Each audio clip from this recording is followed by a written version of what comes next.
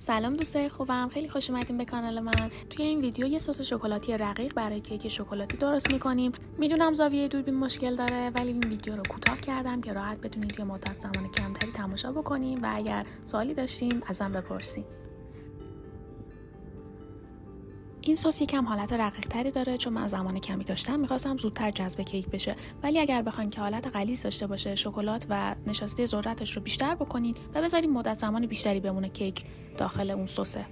اول از همه شیر، نشاسته ذرت و پودر کاکائو رو میریزیم، هم میزنیم. حتما باید شیر سرد باشه و بعدش روی حرارت میذاریم تا یکم غلیظ بشه.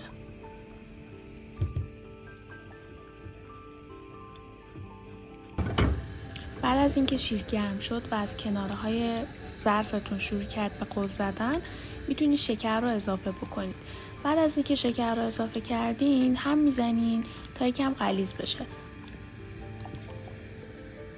مواد حدوداً باید 4 تا 6 دقیقه بجوشه تا خامی نشاسته گرفته بشه.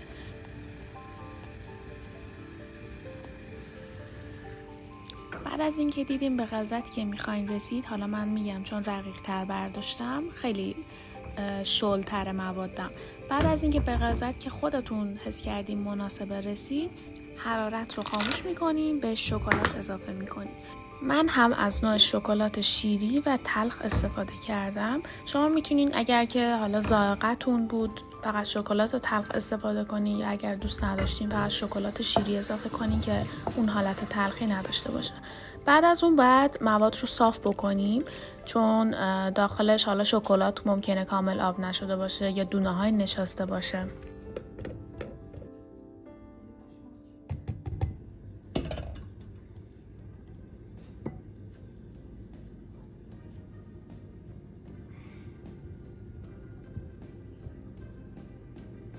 اجازه بدیم مواد یکم خنک بشه تا غلظتش بیشتر شه. بعد از اینکه غلیظ‌تر شد و از حالت داغی افتاد، روی کیکمون با خلال دندان یا چنگال چند تا سوراخ میزنیم تا سسمون به داخل کیک نفوذ کنه. لطفاً مثل من با عصبانیت این کار رو انجام ندین و سعی کنین که با عشق این کار رو انجام بدین.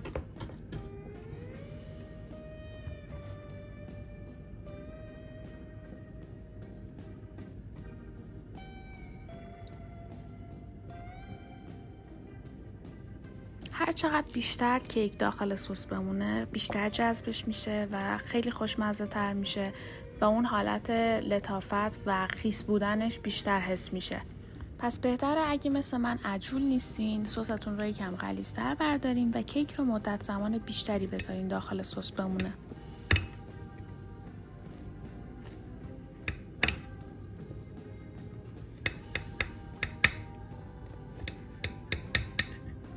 مرسی که تماشا کردین. با همه ایراداتی که داشت ازتون معذرت میخوام و تو ویدیوهای بعدی میبینمتون.